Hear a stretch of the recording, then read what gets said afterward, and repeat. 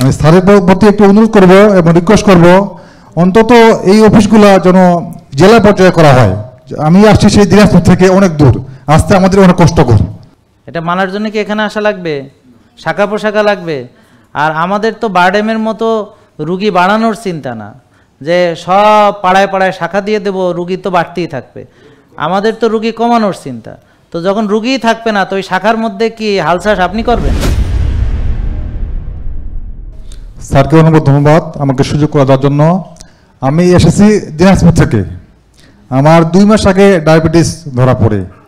তো ডাক্তার সাহেব আমাকে শুরুতেই ইনসুলিন দিয়ে দেয়, এতে করে অনেক কষ্টকর, এটা আমার কষ্ট হয় ইনসুলিন দিতে। তো স্যারের আমি ভিডিওগুলো দেখলাম এবং পরামর্শ নিলাম।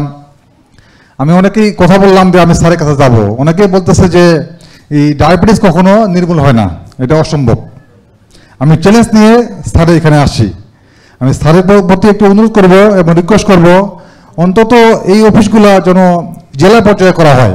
আমি আসছি সেই দিনাজপুর থেকে অনেক দূর, আসতে আমাদের অনেক কষ্টকর। আমি স্যারের প্রতি অনুরোধ রেখে আমার বক্তব্য শেষ করতেছি। আসসালামু আলাইকুম। ওয়ালাইকুম, ঠিক আছে, থ্যাংক ইউ। তো এখানে এই যে বোন যে ডায়াবেটিস থেকে ভালো হয়েছিল, আজকে কয় বছর পরে আসছেন এখানে?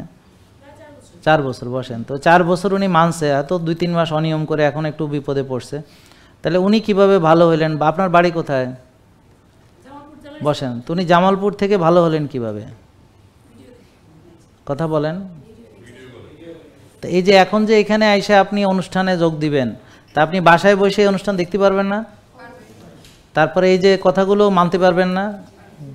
তারপরে আমার যে গাইডলাইন বইটা আছে, এটা অনলাইনে ডাউনলোড করা যায় না নাকি টাকা লাগে? এটা ডাউনলোড করা যায় না, এটা পড়ার জন্য এখানে আসা লাগে? লাগে কি? তো তাহলে ওখানে শাখা দিয়ে কী লাভ হবে? এখানে আফতাবনগরে কে আছে এখানে আজকে? একজনও আছে? তো এই যে আফতাবনগরে শাখা দিছে, এখানে তো একজনও নাই। তা আপনার বাড়ি কোথায় বললেন? তো দিনাজপুরে শাখা দিলে দিনাজপুরের কেউ তো আসবে না। না না, ওখানে তো দিনাজপুরের কেউ আসবে না। ওই যে উনি তো বেনাপোল থেকে আসছে। তো ওই জন্য খাগড়াছড়ি থেকে আসছে। হ্যাঁ, তো উনি বেনাপোল থেকে আসছে, খাগড়াছড়ি থেকে আসছে। কথা হচ্ছে শাখা যখন দেওয়ার হবে তো দেওয়া যাবেই, কিন্তু কথা হলো আপনার সুস্থ হওয়ার জন্য শাখা লাগবে কিসের জন্য? সুস্থ হওয়ার জন্য তো মানা লাগবে। তা আপনি এতক্ষণ কি বললাম, ইসলামে যা শিখেছেন সেটাই মানতেন, এক ভাগ খেতেন, প্রকৃত খাবার খেতেন, রোজা রাখতেন, ঘুমাতেন, খেলাধুলা করতেন, রোদে যেতেন, ঘাসে হাঁটতেন, তাতে আপনি রুগীই হইতেন না। তা এখন এই মানার জন্য এখানে আসতে হবে কিসের জন্য?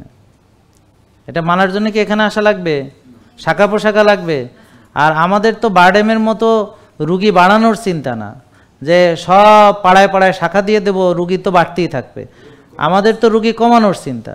তো যখন রুগীই থাকবে না, তো ওই শাখার মধ্যে কি হালচাষ আপনি করবেন? তো ওই শাখা রক্ষা কেডা করবে? তা আমরা তো চাই না যে রুগী থাক। আমার কথা বুঝতে পারছেন? আমরা তো রোগ মুক্ত করতে চাই। তো রোগ মুক্ত যখন হবে, ওই শাখাটার কি পরিণতি হবে সেটা বলেন। নাকি বুঝেন নাই মনে হয়? তা আপনার শাখাটা কি করব তখন? তা আপনি শাখা শাখা করেন যে আগে নিজে জানেন কিনা, জ্ঞান অর্জন করেন। উনি যদি 4 বছর ধরে সুস্থ থাকতে পারেন এখানে না এসে, এখন অনিয়ম করেছে, ভুল হয়েছে, সেটা আবার নিয়ম মানে ঠিক হয়ে যাবে। রক্ত 9.9 মানে 10-এর কাছে, তো 10-এর কাছে থাকলে 11-12 হইতে কোনো সমস্যা না।